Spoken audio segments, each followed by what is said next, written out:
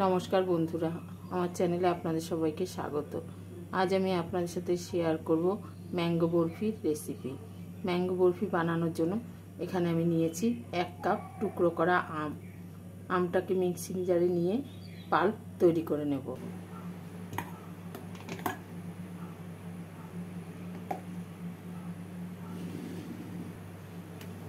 এবার আমের এই পাল্পটাকে ছাঁকনির মধ্যে নিয়ে ছেঁকে নেব, যাতে কোনো আমের আঁশ না থাকে।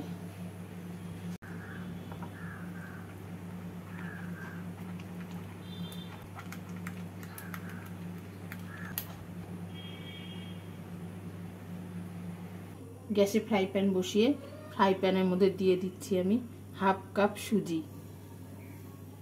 গ্যাসটাকে লো ফ্লেমে রেখে সুজিটাকে 2 মিনিট নাড়াচাড়া করে নামিয়ে নেব। সুজিটাকে খুব বেশি ভেজে লাল করে ফেলবেন না।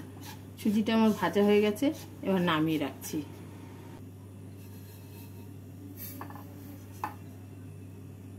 এবারে ফ্রাই প্যানে নিয়ে নেব 1 লিটার দুধ। এখানে আমি গরুর দুধ ইউজ করছি। দুধটাকে ভালো করে ফুটিয়ে ঘন করে নেব। দুধটাকে ফুটিয়ে কিছুটা ঘন করে নিয়েছি। এবার এর মধ্যে দিয়ে দেব 1/2 কাপ চিনি। মিষ্টিটা আপনারা আপনাদের স্বাদ অনুসারে দেবেন। চিনি দিয়ে ভালো করে দুধের সাথে মিশিয়ে নেব।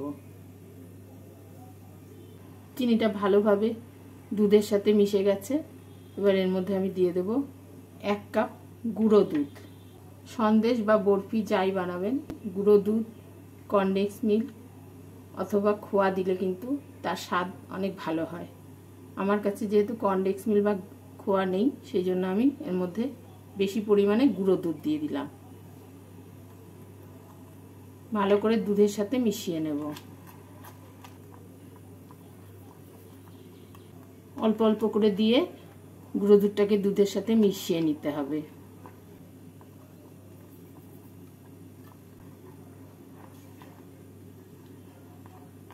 গুঁড়ো দুধটাকে ভালো করে মিশিয়ে নিয়েছি। এবার এর মধ্যে আমি দিয়ে দিচ্ছি ভেজে রাখা সুজি। গ্যাসটাকে লো ফ্লেমে রেখে এর মধ্যে আমি সুজিটাকে দিয়ে দিলাম। এবার ভালো করে নেড়ে নেব।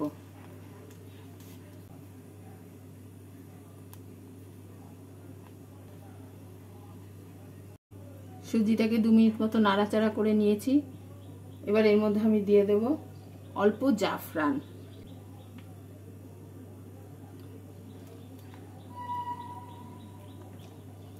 এবার এর মধ্যে আমের পাল্পটা দিয়ে দিচ্ছি।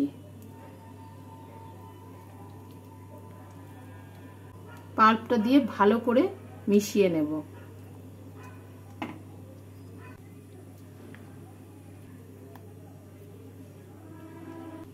ভালো করে মিশিয়ে নিয়ে এর মধ্যে দিয়ে দিচ্ছি আমি কুচনো আমন্ড আর পেস্তা। এবারে গ্যাসটাকে মিডিয়াম টু লো ফ্লেমে রেখে অনবরত নেড়ে যাব যতক্ষণ না শক্ত হয়ে একটা ডো মতো তৈরি হয়। নাড়তে নাড়তে অনেকটাই শুকিয়ে এসছে। আরও কিছুক্ষণ নেড়ে শুকিয়ে নেব। আগেই বলেছি, যতক্ষণ পর্যন্ত না ডো তৈরি হবে ততক্ষণ পর্যন্ত নেড়ে যেতে হবে।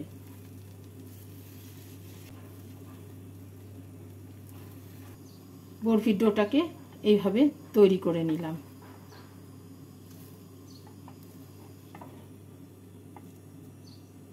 নিয়ে নিয়েছি একটা কেক টিন। কেক টিনের মধ্যে বাটার পেপার লাগিয়ে নিয়েছি।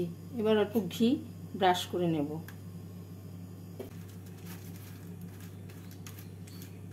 এবার এই টিনের মধ্যে বরফির এই ডোটাকে নিয়ে নিচ্ছি।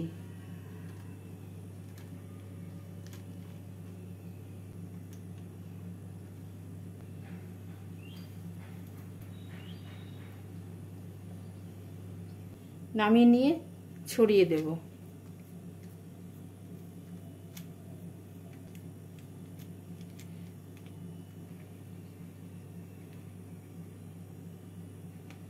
এভাবে ছড়িয়ে দিলাম। এবার এটাকে ঠান্ডা করে 1 ঘন্টার জন্য নর্মাল ফ্রিজে রেখে দেব। এবার 1 ঘন্টা পর ফ্রিজ থেকে বার করে নিয়ে বরফিগুলোকে কেটে নিচ্ছি।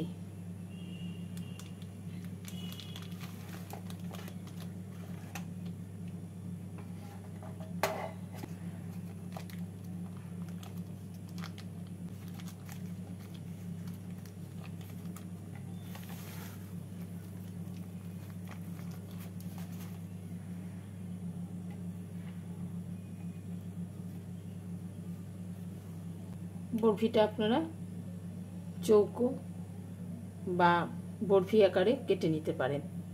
আমি এখানে বরফি আকারে কেটে নিচ্ছি।